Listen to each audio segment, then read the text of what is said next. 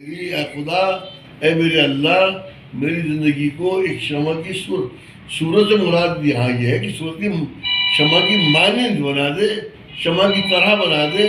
تو شمع کیا کرتی ہے؟ شمع جب جلتی ہے تو اندھیرا دور ہوتا ہے، روشنی ہوتی ہے، اجالا ہوتا ہے۔ بچہ یہ کہہ رہا ہے کہ اللہ میری خواہش ہے، جو میں دعا سے مانگ رہا ہوں، میری خواہش ہے، میری آرزو ہے کہ میری زندگی ایک شمع کی مانند ہو کہ جب میرے وجود سے ایسی روشنی نکلے کہ میرے معاشرے میں، میرے شہر میں، میرے محلے میں روشنی ہو جائے، دور دنیا کا میرے دم سے اندھیرا ہو جائے۔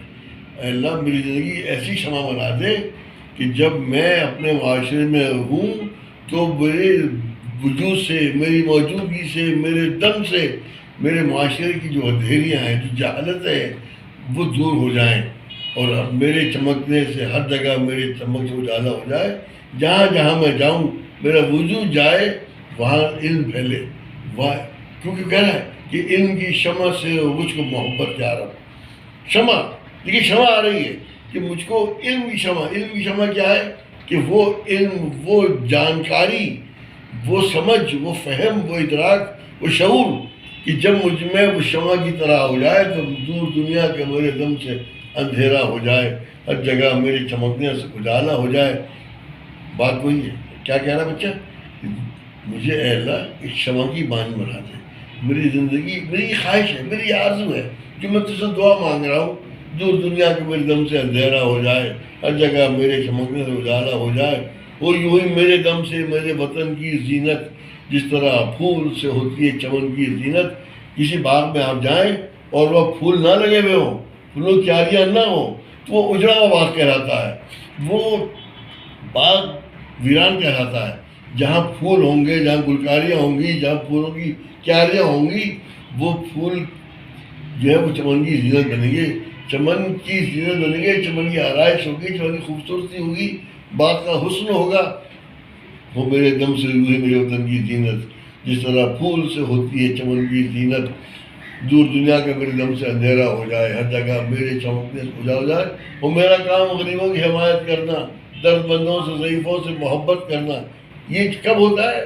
جب علم آتا ہے آدمی، جب جانکاری آتی ہے، جب شعور ہوتا ہے، ادراک پیدا ہوتا ہے، فہم ہوتا ہے، سمجھ آتی ہے کہ کیا اچھا ہے، کیا برا ہے، اور اچھے برے کی تمیز علم سے آتی ہے۔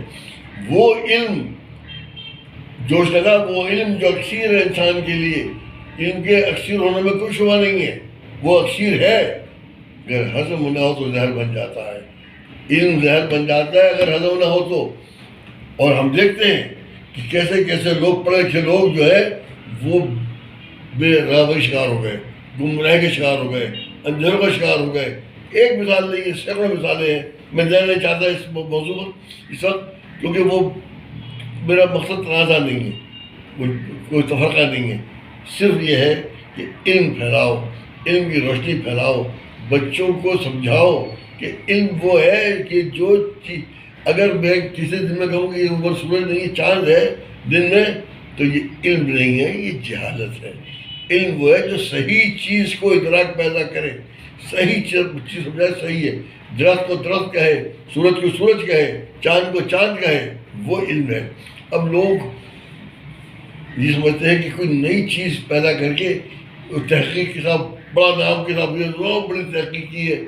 کیا بات ہے، جو ایشوز سیٹلڈ ہیں 1400 سال سے، ان میں جواب پیدا کرنا وہ کسی کے حق میں نہیں ہے۔ کسی لیے بچوں کو آپ جو تحریر کے چل رہے ہیں، کتاب پڑھاؤ، کتاب پڑھاؤ، کتاب پڑھاؤ۔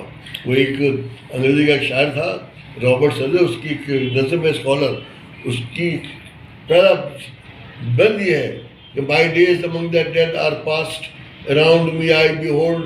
شاعر لائبریری میں بیٹھا ہوا ہے اور کہہ رہا ہے کہ میرے شب و روز، میرے ایام ان مرحومین میں گزرتے ہیں جو ماضی کے بڑے طاقتور، بڑے مضبوط دماغ تھے۔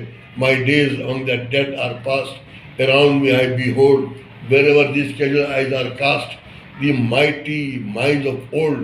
یہ ماضی میں کتاب میری جگہ اٹھتی ہے تو لائبریری میں تو کہیں غالب ہے، کہیں شیکسپیئر ہے، کہیں ملٹن ہے، کہیں شبلی ہے، کہیں سر سید ہے، کہیں شبلی نعمانی ہے، کہیں جان ایلیا ہے، کہیں جبیل الدین علی ہیں، اور یہ اس کتابیں میں دیکھتا ہوں، اور یہ میری وہ ساتھی ہے کہ مجھے کبھی بھی مایوس نہیں کرتی. جب مجھے کوئی پریشانی ہوتی ہے میں رجوع کرتا ہوں کتابوں سے، اور یہ مجھے ڈھارس دیتے ہیں، یہ مجھے جواب دیتے ہیں، یہ مجھے فہم دیتے ہیں، یہ راج دیتے ہیں، سمجھ دیتے ہیں. شکریہ بہت.